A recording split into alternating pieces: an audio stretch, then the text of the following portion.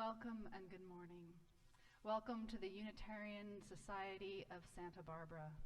Welcome into this loving community of seekers where we strive to live with integrity, nurture wonder, and inspire the actions that transform us and transform the world.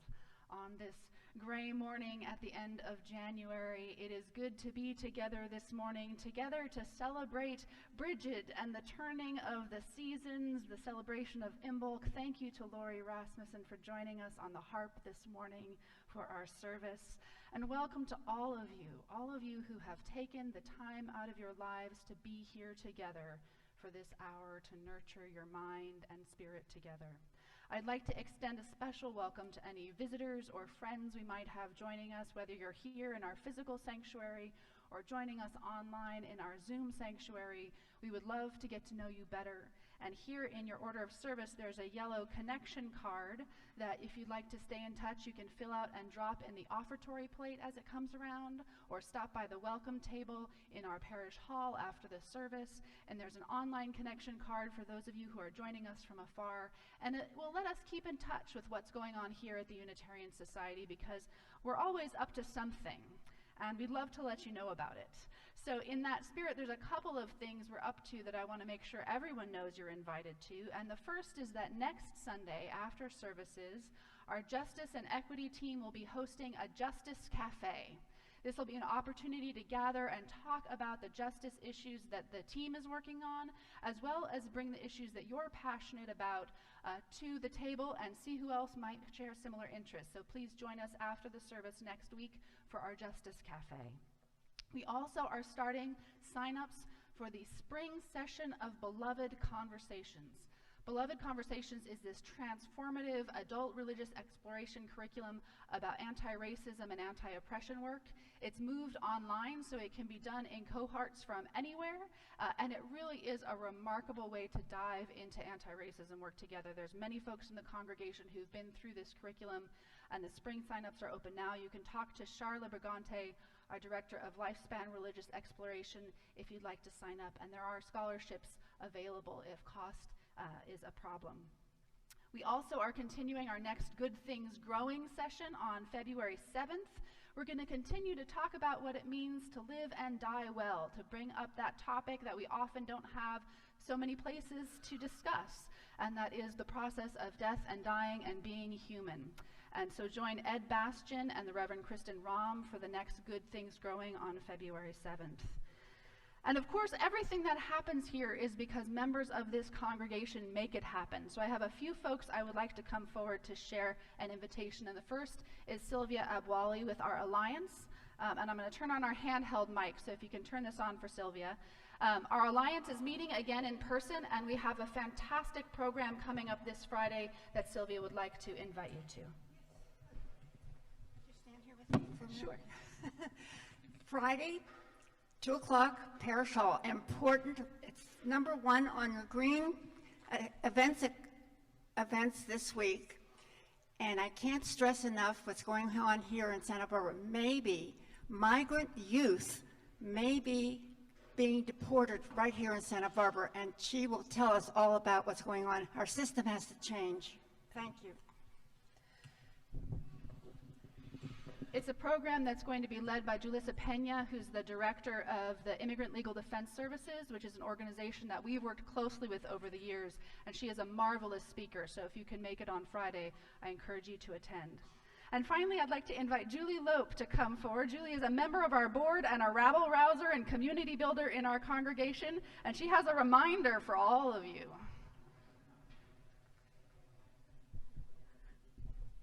The only way to get rid of me is to sign up for this thing.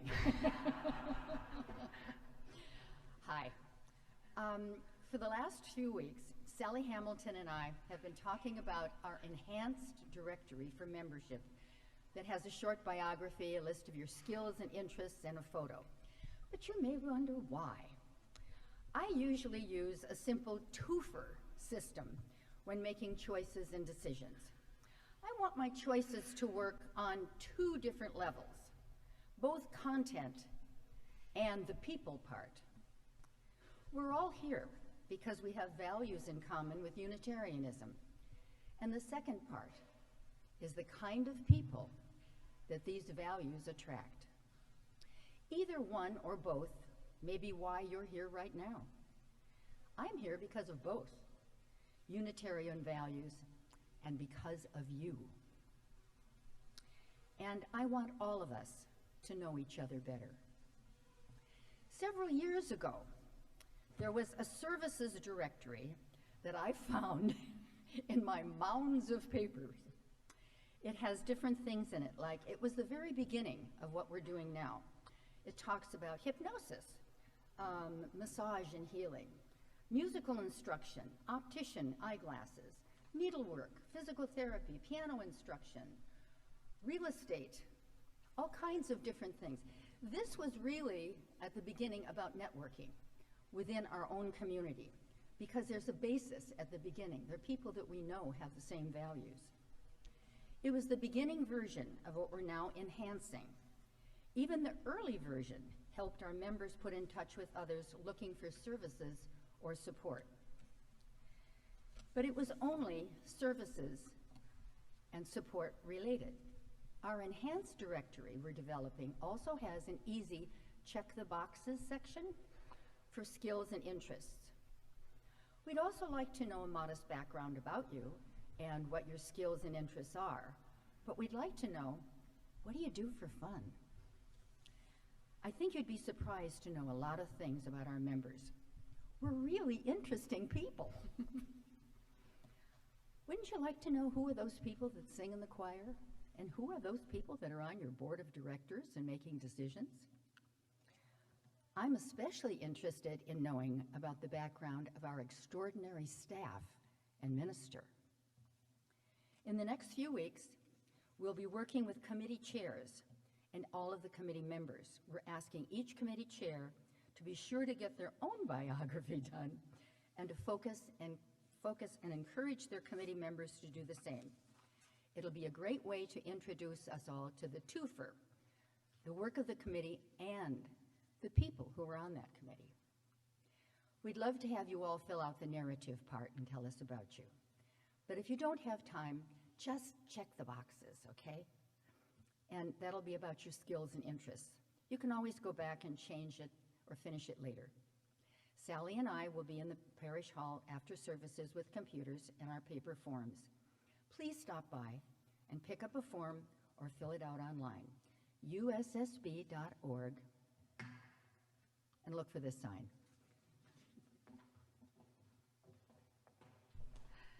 Thank you, Julie. I invite you all now to take a breath, to settle yourself in the pew or your chair at home, to allow yourself to arrive into this space, to be fully present here as I ring our bell and let the sound connect us.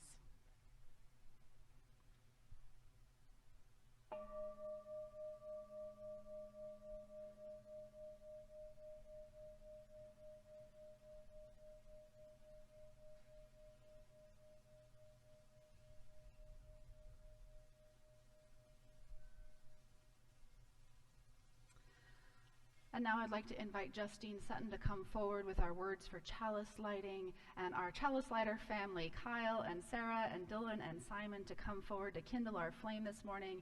If you have a candle or chalice at home, go ahead and light it with us now.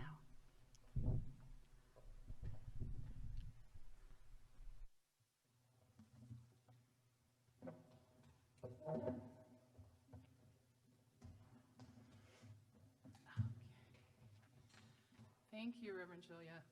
And good morning, everyone. Good morning, everyone. Yay, that's I like it when it's interactive. So yes, I'm Justine, and I want to share just a little bit of an intro about Imbolc, or Brigid. February 1st is the sacred day on the wheel of the year, halfway between winter solstice and spring equinox.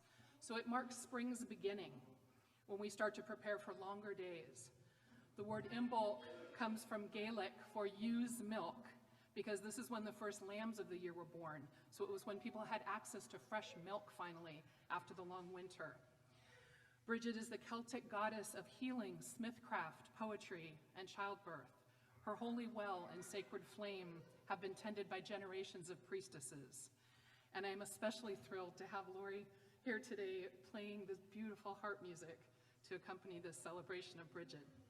Our chalice lighting words today are by Reverend Kendall Gibbons. Blessed be the sacred fire that lives deep within each of us. May we cherish its light. Blessed be all that is contained and enclosed. Blessed be this time of isolation so that we may share health. Blessed be the future that grows, protected within the womb. Blessed be the milk that is prepared to nurture new life. Brigid, ancient spirit of the Imbolc season, bless our hearth fires and our homes with warmth and love, and let there be mercy for those who are without. Bless the risk of birth by which life continues. Let there be pity when it goes awry and solace for its losses. Bless the tools of our labor and the transforming heat of the forge. May justice be the anvil on which our days are wrought. Bless these candles that connect us to one another in community. May they remind us that all flame is your flame, that all flame is one, that even when we are separated, we are not alone. And from this flame of personal light and covenant community, we kindle the chalice of our faith heritage that takes its shape from the prophetic words and wisdom of many traditions, from the human response to mystery and wonder, to reason and compassion, to the infinite abundance of divine creativity and love, and to the unending cycles of renewal and change in nature. May it stand as a beacon to all who seek to know the fullness of life.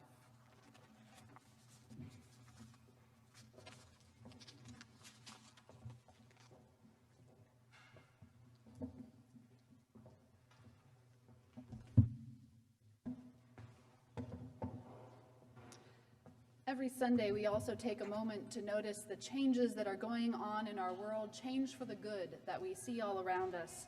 And we put it into our good things jar, which was at the beginning of it, is now our change jar this year.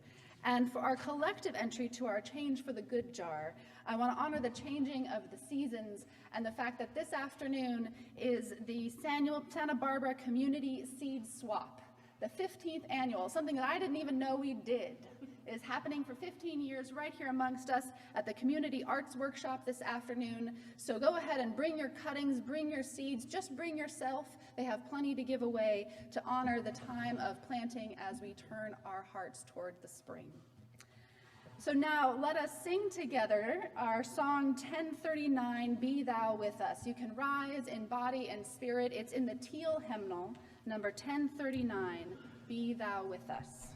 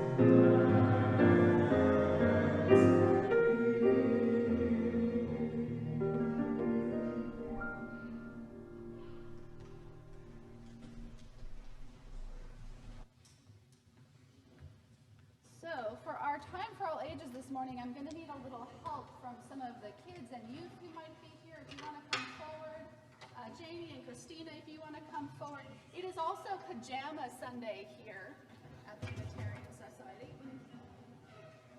It would help if I turned on my microphone so that you could hear me.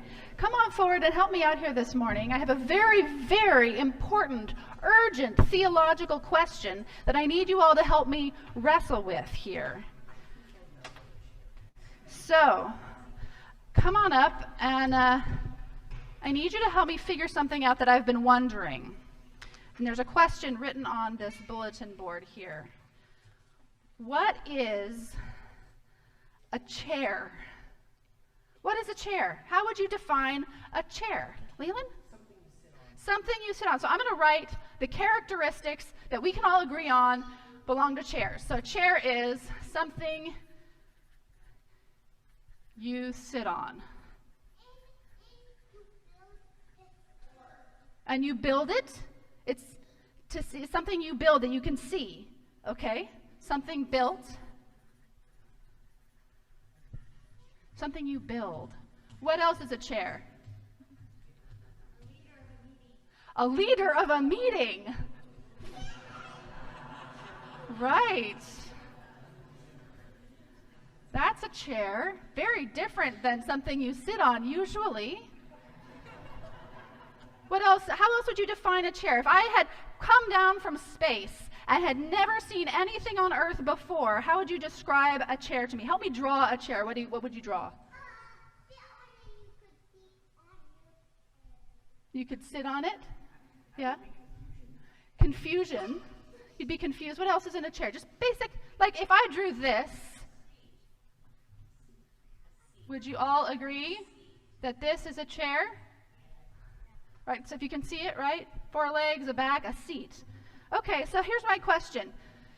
If a chair is something that you sit on, is this a chair? So, is this a chair?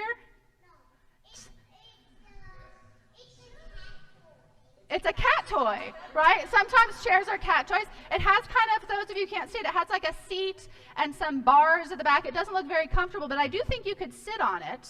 Yeah, if you want to pass it around. Now, sometimes people... What about this?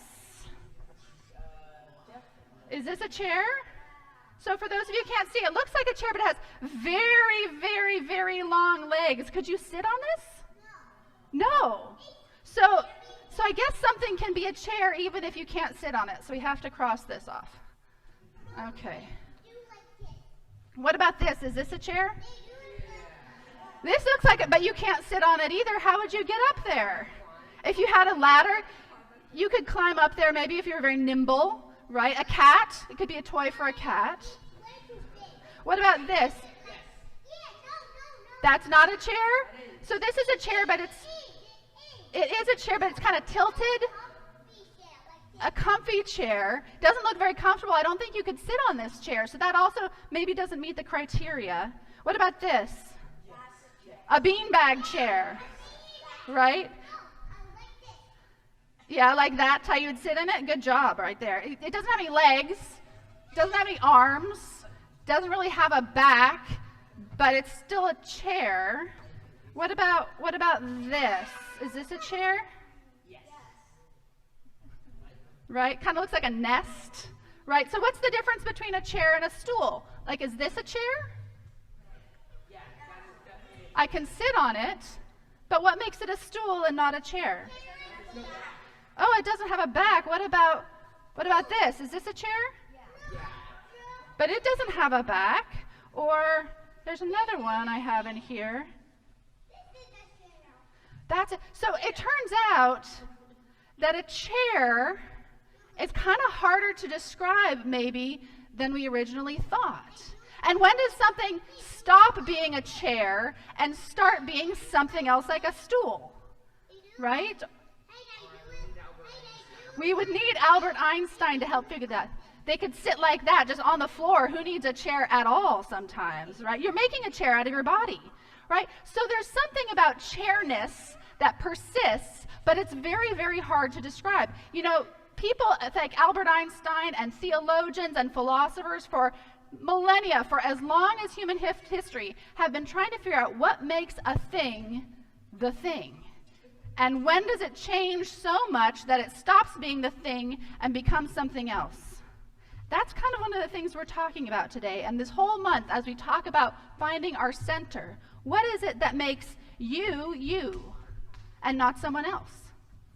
Right? This is what I want you to pay attention to as you go out to the rest of your pajama day today. Thank you very much for helping me figure out what a chair is this morning. Let's sing you to your classes.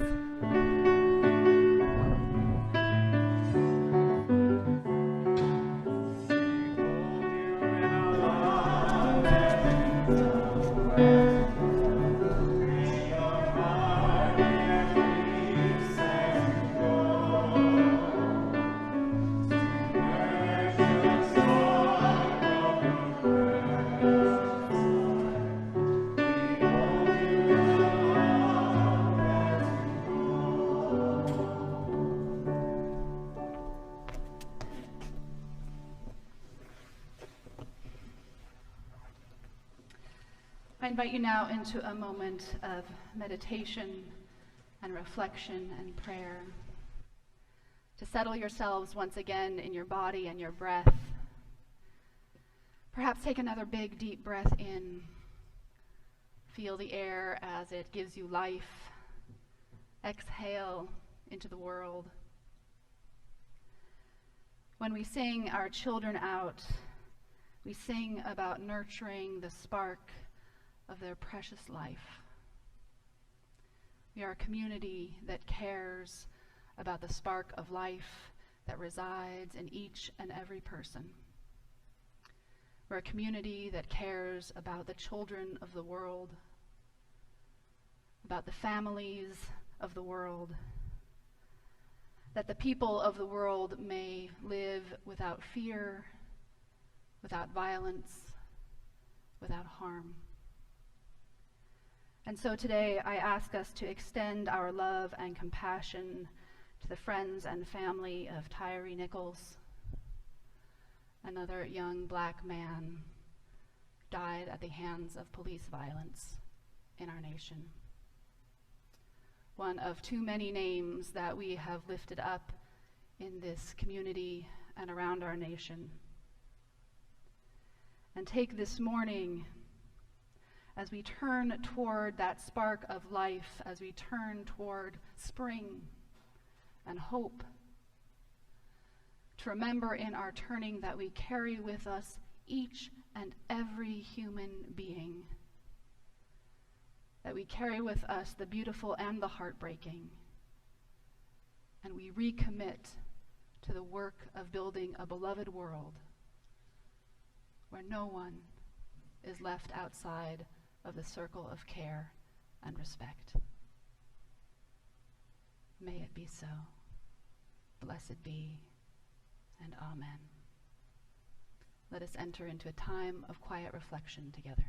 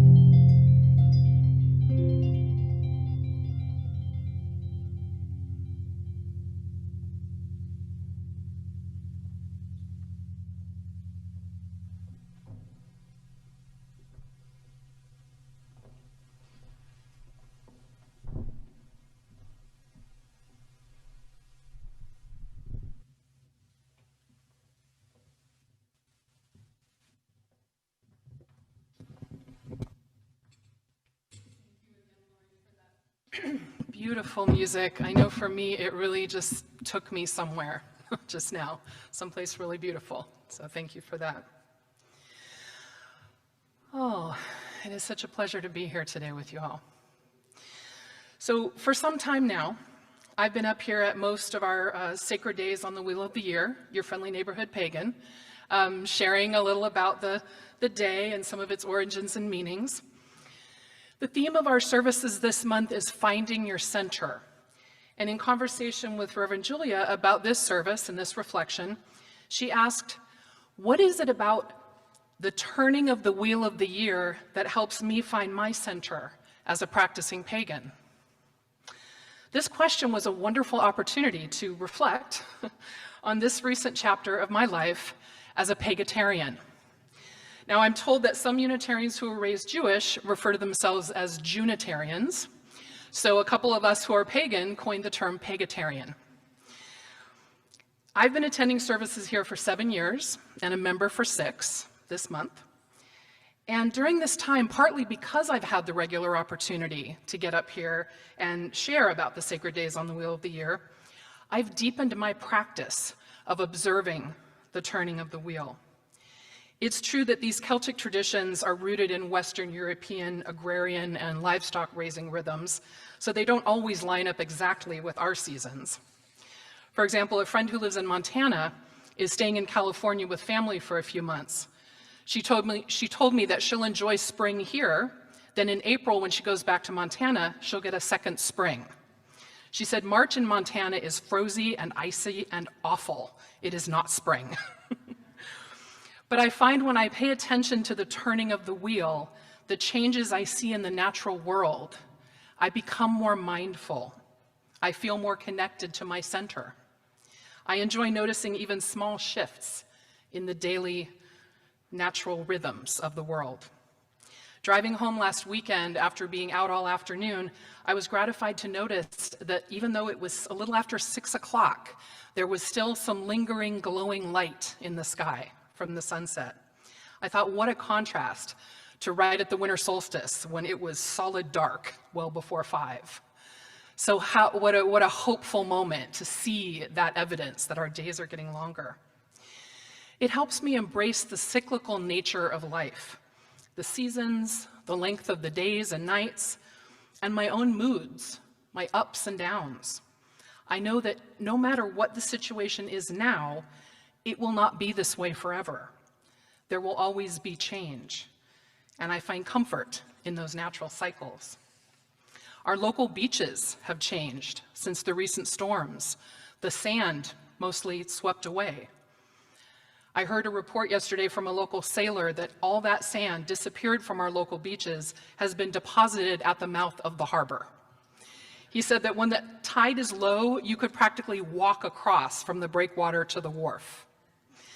But as of yesterday, he says, the harbor is officially open again. It will be dredged to get that sand out of the way, and eventually things will return to balance. They don't always return to exactly how they were, but balance will be restored in some way. Observing the Wheel of the Year also helps me feel connected to the generations of pagans who have come before me, and for the many across the world now who are observing these days. It's like when people are separated from loved ones, but know that they're still looking up at the same moon in the night sky. It connects us, even when we're far away, over space and time. As we know, at one point the Christian church came along and told the Celtic pagans they had to change their ways, worship saints instead of gods and goddesses. It tickles me to think of them rolling their eyes, yeah, whatever, Saint Brigid, okay, and going on about their business as they were. She has always been so important to the Celtic people that after a while it didn't matter so much whether she was goddess or saint, she just was and is. Her spirit is there in her holy well, in her sacred flame. Imbolc is a powerful time, this time when the light is waxing, but the nights are still fairly long and dark. It's a time of gathering strength and power, a time of planting new ideas, Think of the seed germinating in the dark, full of promise. It's a time for visioning. In the circle where I was initiated as a pagan priestess, the central ritual at Imbolc involved a darkened space with mirrors on the floors, surrounded by candles and white flowers, where we would sit and gaze into Brigid's well, summoning up visions of plans and intentions for the coming year. It's a time that invites us to consider new or continued dedications, devotions, and begin to move them from mind to body, to put them into tangible practice for the coming year. The rituals and routines we put in place in our lives create the rhythms of our lives, physical, creative, and spiritual. A ritual can be small and daily, or big and grand, whether it's rising in the morning to brew coffee or tea with reverence and intention, or dancing around a joyful bonfire on the beach. Perhaps a satisfying ritual for you is weekly watering and tending to your plants at home, or spending time in a natural place where you can observe wild things growing. It can be as simple as lighting a candle. Let me repeat a few of the words from our chalice lighting. From the human response to mystery and wonder, to reason and compassion, to the infinite abundance of divine creativity and love, and to the unending cycles of renewal and change in nature. May it stand as a beacon to all who seek to know the fullness of life. I find my practice in observing the turning of the wheel of the year and seeing my own rhythms within it helps me not only find my center, but to know the fullness of life. Blessed be, and blessings of Brigid.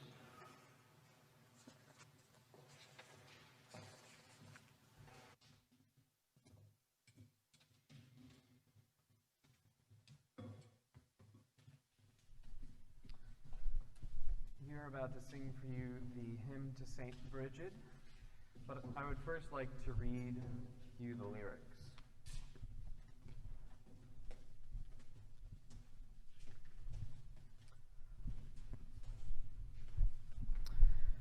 Far above enthroned in glory, sweetest saint of Erin's isle, see thy children kneel before thee, turn on us a mother's smile. Sancta Mater, hear our pleading, faith and hope and holy love. Sweet Saint Brigid, spouse of Jesus, sent to us from heaven above.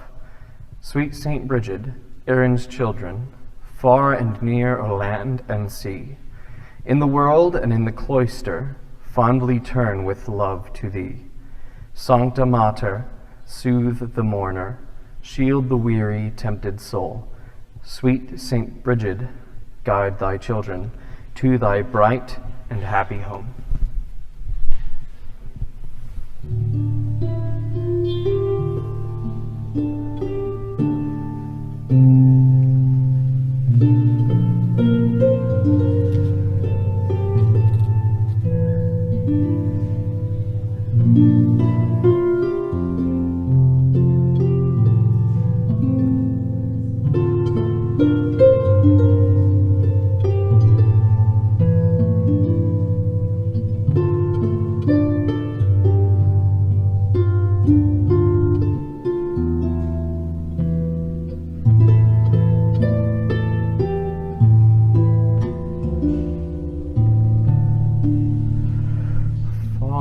Above enthroned in glory, sweetest Saint of Erin's isle, see thy children kneel before thee, turn on us a mother's smile. Sancta Mater, hear our pleading, faith and hope and holy love. Sweet Saint Brigid, Erin's children, far and near o'er land and sea, in the world and in the cloister, fondly turn with love to thee. Sancta Mater, soothe the mourner, shield the weary, tempted soul.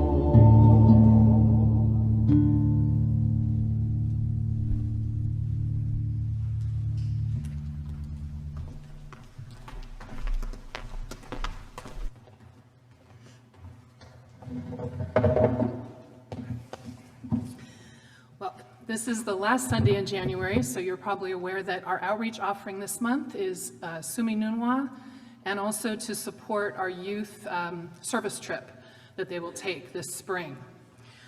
So please join me in saying the affirmation of gratitude and giving. The words should be there on the screen.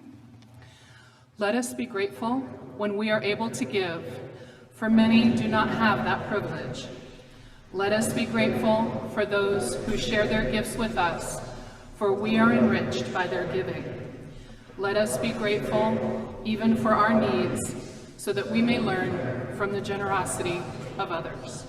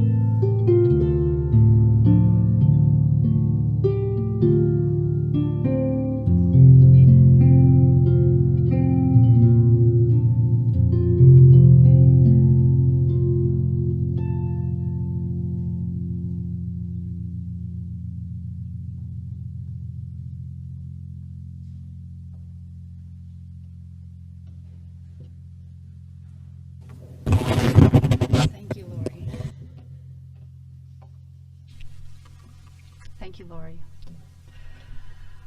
Hello and good morning. So when I went into ministry, I was given this pendant. You probably can't see it from there, but I'm happy to show it to you after the service. And it's a silver image of Brigid, surrounded by a kind of Celtic knot motif. And I was given this because it was worn by the Reverend Suzanne Meyer, the minister who was the minister of the congregation where I grew up in New Orleans. When I was in high school, she was the minister there. And when I went to seminary, she got cancer and died, and a friend of hers, when they knew that I was going into ministry, gave this to me in memory of Suzanne, this impressive woman in ministry whose life had touched so many of us. And so when I wear it, I'm reminded of the lineage of women in ministry, women who had to fight for their right to exist, women like Brigid. Suzanne, you see, she was born a Southern Baptist, a tradition that still to this day does not ordain women. And so it's a reminder for me never to take for granted the ancestors who paved the way and the work that still has to be done in this world. But although I have cherished this pendant for many years because of the personal story attached to it, I have never really learned much about the woman that was pictured on it until today. Because this year, I was prompted to learn more about Brigid when I learned that Ireland added a new official government holiday to their calendar in her honor. The first government holiday in Ireland to honor a woman, to honor this patron saint of Ireland. It will be on the first Monday of every February. Now, St. Brigid of Kildare, she already had a feast day on the Catholic calendar on February 1st, but this public footing put her on equal footing, public ceremony put her on equal footing with the more familiar St. Patrick, the other Irish saint who gets a national holiday. So I thought this might be a good year to learn more about Brigid, or should I say to learn more about the Brigids, because there is more than one. St. Brigid's feast day is on February 1st because that is the day she is supposed to have died, conveniently close to the holiday of Imbolc. The holiday also associated with the pre-Christian goddess, also named Brigid. Of course, it's not just coincidence that the holiday celebrating the goddess Brigid from the Celtic tradition and the feast day of the Christian Saint Brigid fall at the same time. This merging of one set of cultural or religious practices with another is known as syncretism. And it happens all the time, all over the world. You can see it in the way that the Romans adopted the Greek gods into their pantheon. You can see it in many of the places where Christianity incorporated indigenous festivals and deities into their practices. The adoption of the Christmas tree, for example, is a syncretic practice, blending pagan winter celebrations with the celebration of Christmas. Dia de los Muertos in Mexico is a fusion of Catholic and indigenous celebrations. So the celebration of Imbolc, the Brigid the goddess, and the celebration of the feast day of Brigid the saint share many of the same qualities. Many of the attributes of the goddess Brigid have become part of the stories of Saint Brigid, and places sacred to the goddess are also sacred to the saint, and visitors pay homage at her well from all kinds of traditions, and Catholics leave rosaries, and pagans tie ribbons, and everybody is there to partake of the healing waters.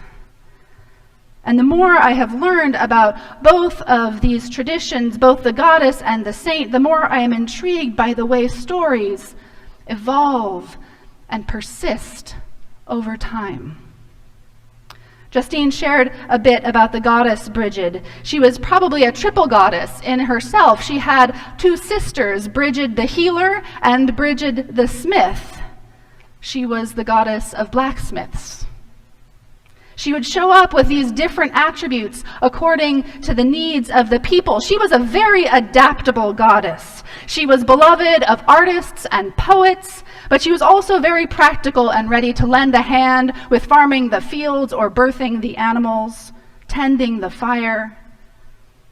So Brigid was associated with both water in her wells and fire, and is said to have cauldron energy, the iron pot set over the fire filled with water to boil. She is a sturdy goddess. She was the goddess who got things done. She showed up and got down to work. So who was this woman who became Saint Brigid?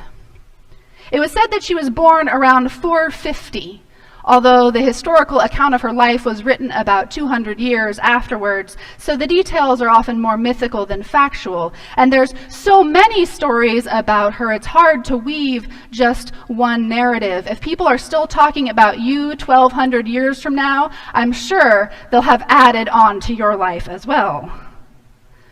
According to the tales, her father was a Druid chieftain, and her mother was an enslaved Christian woman.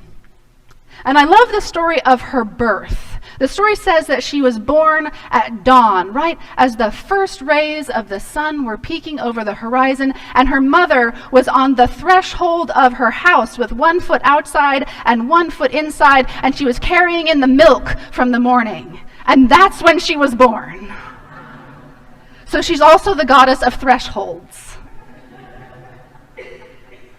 the patron saint of thresholds, which is also fitting, right? She's this bridge between pagan and Christian traditions.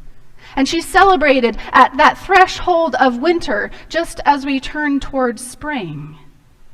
Her role as patron saint of fertility and birth is also about thresholds, right? Shepherding animal and people from the womb into life. Now, from the time she was a child, the stories say, Brigid was known for her love of animals and growing things and for helping others. It's said that her father wanted to sell her off because she kept giving away all of his things to the poor, and he was not a fan. So he tried to marry her off, but she refused, and so instead, around the age of 15, she took vows to the church. And by 1480, she had founded a monastery at Kildare. That was what was already the site of a pagan shrine to the goddess Brigid. At this sacred place, the stories say, there was a group of women from the pre-Christian times who tended a perpetual flame. And the monastery then took over the tending of this flame, and it is said that they tended it there for the next 1,000 years. Can you imagine tending a flame for 1,000 years? I mean, we've been here maybe 150 with our chalice. It was tended, of course, until about 1540, when Henry VIII disbanded all of the monasteries and shut down Kildare. But it was relit in the 1990s, and now there are Brigidine sisters who have reconvened there and have restarted the practice of tending her flame. Brigid was, by all accounts, a force to be reckoned with. She found a monk to partner with, and so at the abbey in Kildare, there was both a monastery and an abbey. There were men and women living and working and studying side by side for generations. And it's said that when she was ordained as the abbess, the bishop accidentally used the words for ordaining a male bishop for her. And of course, once those rites are performed, they cannot be rescinded. So some historians argue that she was treated as a full bishop in her work, which is why I'm wearing my purple stole today in honor of Bishop Brigid. She became one of the most powerful women in the church. She oversaw over 15,000 nuns across the country. People made pilgrimages from far and wide to get her blessing. She started schools and libraries and a hospital and a workshop for metalwork, which is why she is also the patron saint of blacksmiths. Like her Celtic predecessor, she seems to be a woman who got things done, who became the patron saint of just about everything, from poets and dairy farmers to livestock and sailors. And she also brewed beer in her spare time. There's this famous miracle where she took 1 barrel of beer and she made it last for 18 churches spread out in the neighborhood. And there's this fabulous 10th century poem that the Franciscans have that they attribute to Brigid, and in which she imagines giving a lake of beer to God and the endless hospitality of heaven. And the poem begins with these lines: I would like a great lake of beer for the King of Kings.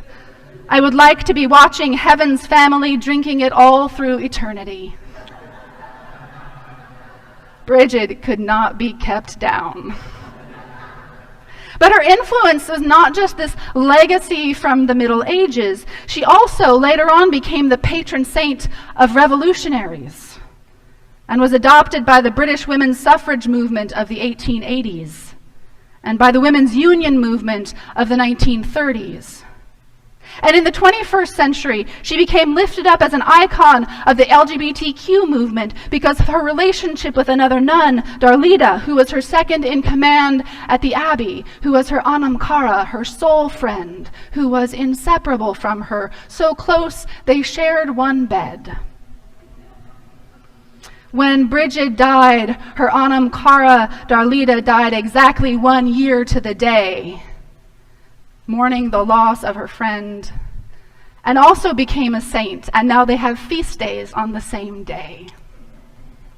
And there's also St. Brigid, an icon of reproductive justice and abortion care, because there is a story written by the scribes that when a young nun became pregnant, and to quote the scribes that wrote the story down, Brigid, exercising with the most strength of her ineffable faith, blessed her, caused the fetus to disappear without coming to birth and without pain. She performed an abortion miracle for this young nun. This is radical stuff that Brigid was up to. Here in the United States, there is now an abortion care network called the Brigid Alliance, which helps people travel to states where they can get safe and legal abortion care if they live in a state that has now restricted their access. Brigid, the saint and the goddess, more and more she is looking like the icon we need for our times. There's this sturdiness to her, as well as this flexibility and adaptability. In all that I've read about all her incarnations, she is fiery and fierce and funny and a quick wit, but always open-hearted, never mean, never violent, always full of warmth and love for all of humanity. She is like that friend who just won't quit. In her article, Brigid, the Goddess of Many Things, Melanie Lorien writes, "The household hearth was also sacred to Brigid. Its fire should always be kept alight, and the women of the house would cover it in ashes each night, or smoor the fire to ensure it could be swiftly rekindled from these same ashes every morning, so that it never truly went out." Brigid is like that, never truly able to be put out. I think about that flame on that hill in Kildare, burning for over 1,000 years, tended by circles of women generation after generation, pagan women and Christian women, keeping this fire burning. And even when kings and popes tried to smother it, tried to put it out for centuries, it turns out it had just been smored like the hearth fire, waiting for someone to rekindle it again. That thread of her presence extends back hundreds, if not thousands of years, but yet she always seems on the threshold of the future. This month, as we contemplate that theme of finding our center, of what it means to identify the core of something, that grounded place that persists through time and change, there is something about this syncretic nature of Brigid that speaks to that persistence, that fire that just won't go out. Something about the goddess that found her way into the saint that speaks to this deep human need. The need for a friend who comes along when the world is cold and life is hard, and reminds us that spring is indeed coming. That friend who shows up when the animals go into labor and you need someone with strong arms to turn the lamb and bring it safely to birth. The need for someone who refuses to cooperate with an oppressive system and forges her own path, leading not through her ability to dominate through violence or coercion, but because of her irrepressible love for humanity and her ability to get things done. We need people like this in our lives. We need to be people like this in somebody else's life, male or female or whatever your gender. We can all embody that spirit of Brigid. When I consider the challenges facing us in 2023, and not just the political fights, but the emotional and spiritual challenges ahead of us. In a society awash with depression and anxiety, in the growing global gap between the rich and the poor, the existential threat of the climate crisis, Brigid shows up when we need her, with her adaptable strength and her love of the world. I don't know about you, but right now I need joyful, practical, persistent help. I think we could use some help figuring out how to solve these problems by rolling up our sleeves and getting to work. This beauty of mythic religious figures, whether they be goddesses or saints, is not that they provide supernatural aid to us or need to be taken literally to be powerful.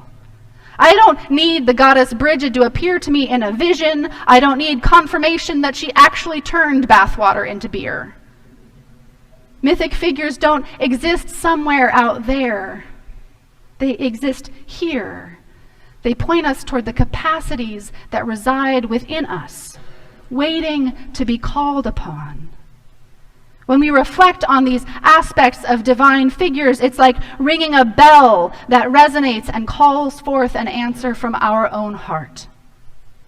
And so that's why it's important that Brigid gets her feast day, so that her stories can ring us into a new way forward. Not from somewhere out there beyond, but from deep within the well of our own spirits, the flame of our own minds, the helpful work of our own hands, reminding us of what it takes, generation after generation, to build the more joyful world we all want to live in. So cheers to you, Brigid. May it be so. Blessed be, and amen. Let us sing together once again. We're going to sing, "O Brother Sun." It's in that same teal hymnal.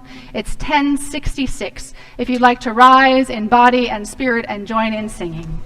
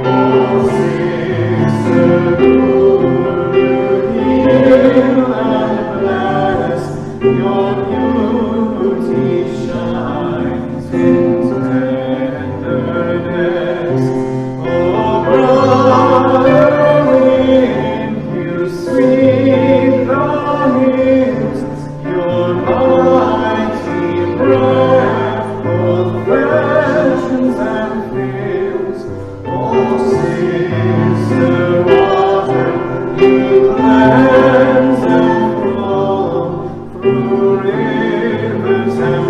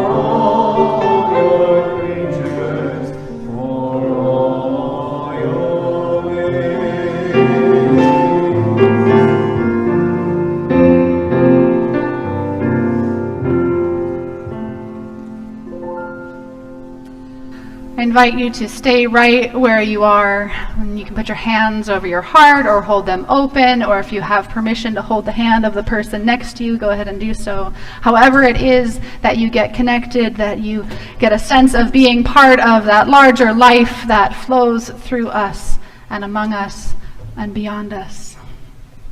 And as you go forth out into this beautiful and heartbreaking and ever-changing world, may the light of love shine upon you, out from within you, be gracious unto you, and bring you peace.